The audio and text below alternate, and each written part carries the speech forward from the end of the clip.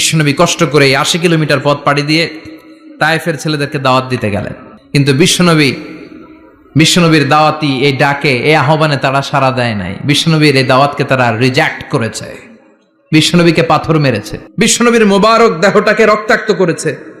আমার নবীর এই সুন্দর দেহটা বেয়ে বেয়ে ঝরঝর করে রক্ত ঝরেছে। তায়েফের মাটি সাক্ষী, তায়েফের পাথর সাক্ষী, 3টা জায়গায় বিশ্বনবী বেহুশ হয়েছে।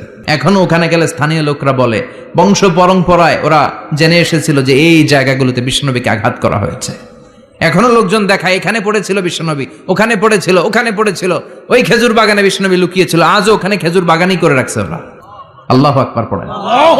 খেয়ে না খেয়ে দিন প্রচারের কাজে নিজেকে দিয়েছ বিলিয়ে, তায়েফের কাফিরেরা চিনল না সে আলো, দুষ্ট ছেলেদের পিছু দিল লেলিয়ে। পাথরের আঘাতে ক্ষত বিক্ষত হয়ে সারা শরীর থেকে রক্ত ঝরে। হে রাসূল তোমাকে ভুলি আমি কেমন করে, হাজার ব্যথা বেদনার পরে।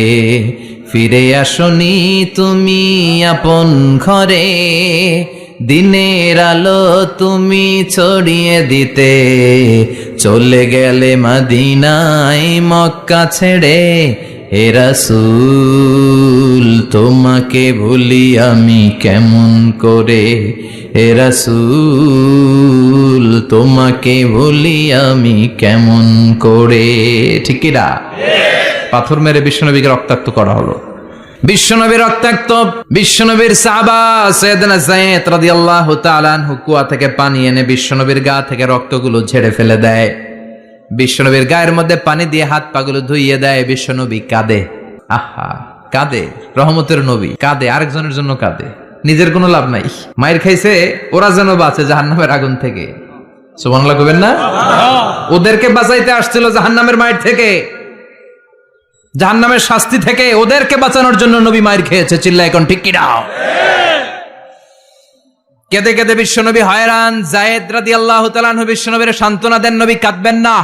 হামলাতুল জিবাল, পাহাড় রক্ষী ফেরেশতারা এসে বলে, নবী আপনি শুধু অর্ডার করেন, এই যে পাহাড়ের গিরিপথ, এই 2টা গিরিপথ, এই 2টা পাহাড় এমন ভাবে 2 দিক থেকে চাপা দেব গো নবী, তায়েফের সবগুলো ছেলেরে মুহূর্তের মধ্যে ধূলিসাৎ করে দেব। বিষ্ণুই বললেন, না আমি ক্ষমা করে দিলাম, আমি ক্ষমা করে দিলাম। আমার গায়ের উপরে যারা অত্যাচার করে এর কোনোটার প্রতিশোধ আমি নেই না, আমি শুধু প্রতিশোধ নেই যারা ইসলামের বিরোধিতা করে। চিল্লায় বলেন ঠিক কি না?